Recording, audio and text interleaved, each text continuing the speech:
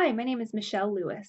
I'm a licensed clinical social worker, and the name of my practice is Salt Lake Weight Counseling, where I specialize in binge eating and food addiction.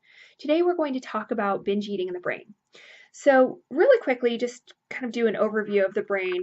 We have several structures at play here. We have our primitive brain, our most primitive area of our brain, which is involved in pleasure and survival, is made up of several structures that we talk about called the reward circuitry. So this area of the brain, when I say primitive, it means it's in play from very early on, even in utero. And those areas of the brain light up when we experience pleasurable things. So any type of compulsive behavior, whether it be drugs, sex, gambling addiction, or food, will light up those areas of the brain. And that's where we have a chemical called dopamine. So dopamine is our feel-good chemical.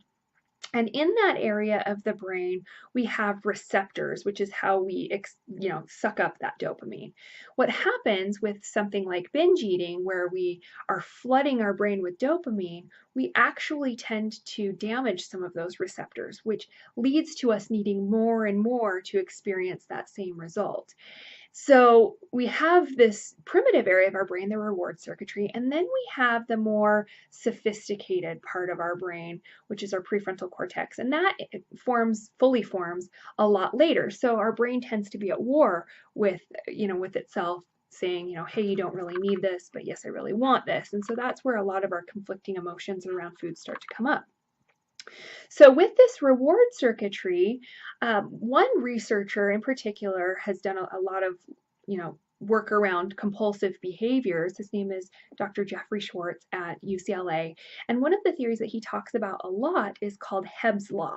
So Hebb's Law states that what fires together wires together. So one of the reasons why binge eating is so powerful is because you actually get that physical and emotional release that you're seeking when you engage in binge eating. So most people that struggle with binge eating are trying to escape or trying to numb, don't want to face those emotions, so they separate themselves from it.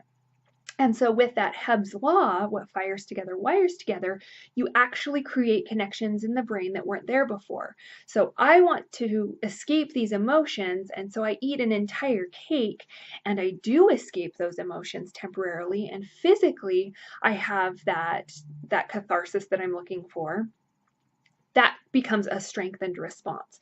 So that gets stronger every time you go through the binge eating process. Well, for some of my clients, they come to me after years and years of engaging in this behavior. So you can imagine that connection in the brain is incredibly strong.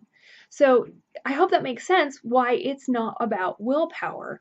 It's not that you're lazy. It's not that you just need that next diet because that will change things. It really needs to come from a place of changing the structures of the brain, which is why I love EMDR therapy. I use EMDR therapy with my clients to help break those connections in the brain, and the transformation is incredible. So if you are interested in learning more about how this powerful therapy can help you, please contact me today.